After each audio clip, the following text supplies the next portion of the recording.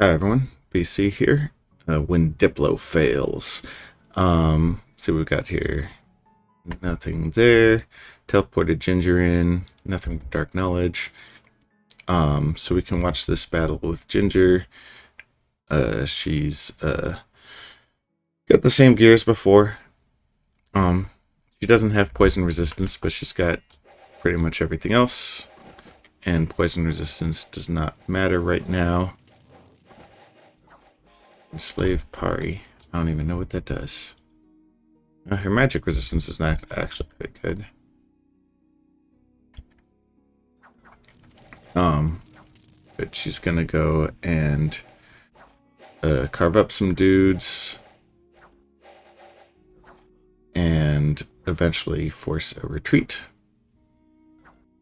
with her Fear Aura. I guess I should probably swap out the bracers for... Yeah, I'll have to swap out the bracers for Amulet Anti-Magic just to get some MR. But in any case, they only lost 10 dudes, but they had nowhere to run to. This is controlled by Abyssia, so I cleared that out. Do I have... Okay, once I get more pearls, I will make myself a Amulet Anti-Magic for her. My pearl income is dog shit. Which is fine. Like, definitely I want it to be better, but I just haven't found the sites. Then,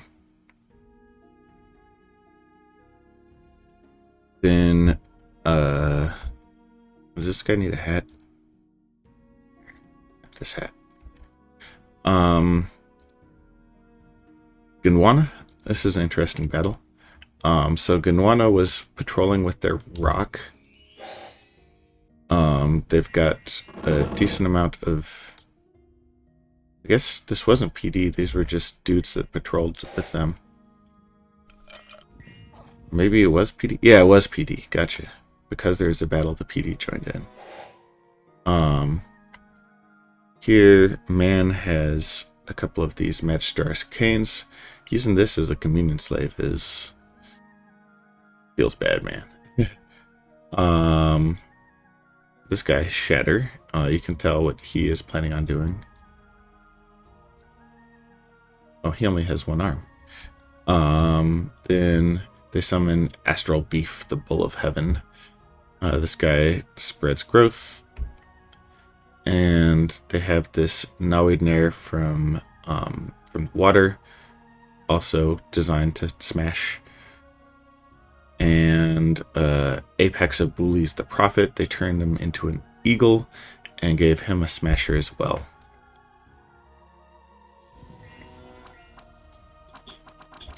So, usual arrow exchange. Alaskan Bullworm has a fuck ton of HP, a fuck ton of protection. How does he have that many? Strength Guy, Mirror Mage, Astral Shield, Far Strike. I'm not sure where the extra 6 is coming from, to be honest. But... Oh no, from the Bless. Well, the Bless is getting 5, and then the last one was from Strength Guy. That makes sense. Protection from arrows, not that they would be able to hit him anyways with 40 prot. And Curse of Stones, Howl. Alright, now the thugs come in intending to slap around Alaskan Bullworm. They both get paralyzed, like this guy has dog shit MR, and so the Astral Shield gets him. And then touch range spells, in this case Poison Touch. So now he has gotten poisoned.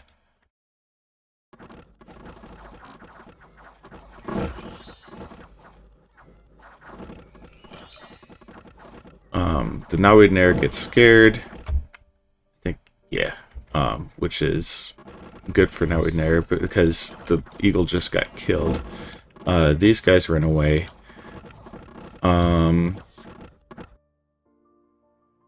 Here's this guy casting Legions of Steel a bunch. I found it pretty funny. This guy Like, he's clearly intending to cast Shatter a bunch, and instead he has been casting everything but Shatter. He's not gotten himself into range for Shatter.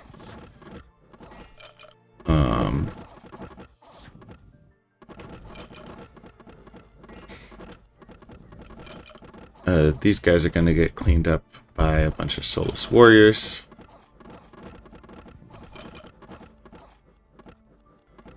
But Ozlak here is casting Shatter, and each cast of Shatter does a bunch of damage to the rock, because it cannot resist it. Plunder and Pillage. That guy's finishing. Like, each cast of Shatter does another, like, 30 damage.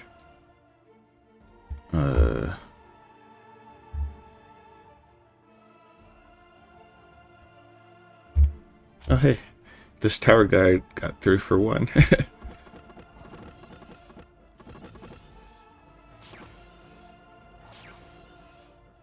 And there he goes. So, final score, the eagle died, and the monolith went down. And that's a lot of PD. Alright. Over here, I tried to raid with this Pan, who I did not give any crowd control mechanism. And Abyssia happened to have some warbreads in there that just slashed right through it. 30 damage versus 30 prot. Well, the damage will get through. Calum cleared out this throne. I did not watch this battle, but Calum had another fight. They had a fight with Midgard, which actually went well for Midgard. So I am glad to see Calum fighting Midgard, because that keeps both of them off of my back. And then finally, I took a peek inside Raga. I'm gonna run away, so the actual score of the battle doesn't really matter here. We see their Fravashis. They've got their new prophet. They had all these Zautars, which meant that they were able to summon Cooking with Ice back again. He's got pretty cheap gear all around. I don't think anything costs more than 5, yeah. Which makes sense. He's just geared out to slice as many dudes as possible. He's mute. The important thing for me is that he does not have he does not have a lot of shock resistance, and he does not have something that makes him berserk. Not that I'd expect him to go berserk, but that makes this way easier for me. Because if I'm able to kill all of these other guys, then Cooking with Ice might just choose to run away based off of the HP route.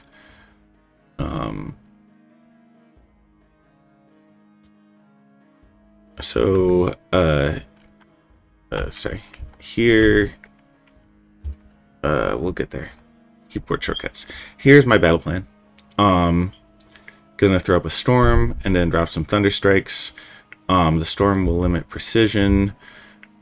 Crucially, the storm is going to happen on turn 2. Actually, just turn 3 because of casting time, which means that I'll be able to fly in with my Zots and Stymphalian birds beforehand.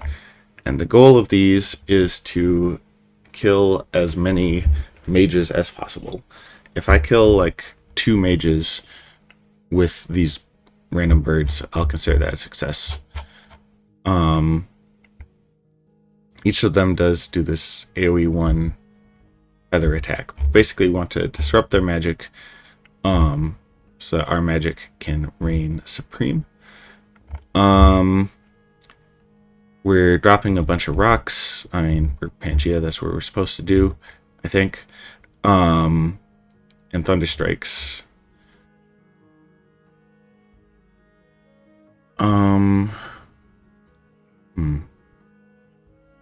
So I am casting a couple of instances of Summer Rain, and maybe I should be moving these guys in here. Goal being to get them targeted by the Summer Rain so that they can reinvigorate. The awkward thing, yeah, I guess with the storm coming up, I wouldn't expect them to get shot too badly.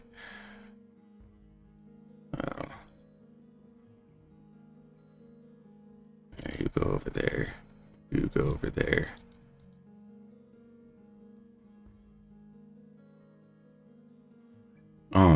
Everybody's on skirmish formation. And I don't think that the arrow targeting AI is going to be smart enough to aim for a tight cluster, but I don't actually know. I had them spread out previously to avoid arrow fire, but I think benefiting from summer rain is more important given that we will be putting a storm up.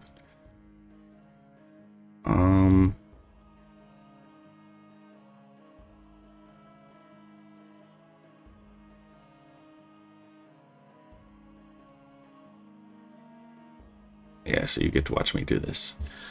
And then, yeah, these guys could just hang out in the middle again, I guess. No, I need enough concentration of dudes in some places that's the place the summer rain is targeting. And I'm probably screwing this up, but this is fine. These guys are here to catch flyers, but there aren't going to be any flyers. Let's see.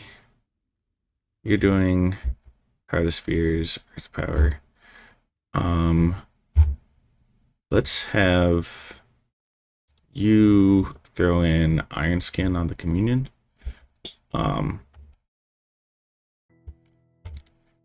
And I need one of the air people to do air shield on the Communion.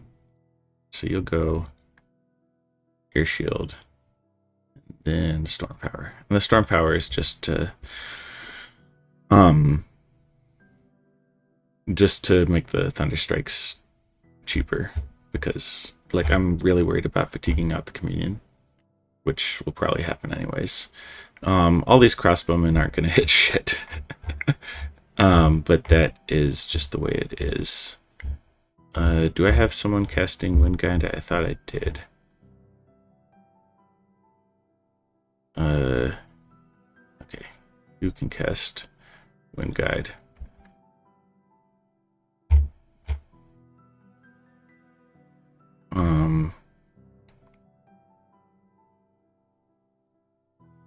And then we are going to throw down a Howl, which will hopefully also distract their archers and keep our cataphracts from getting into too much trouble.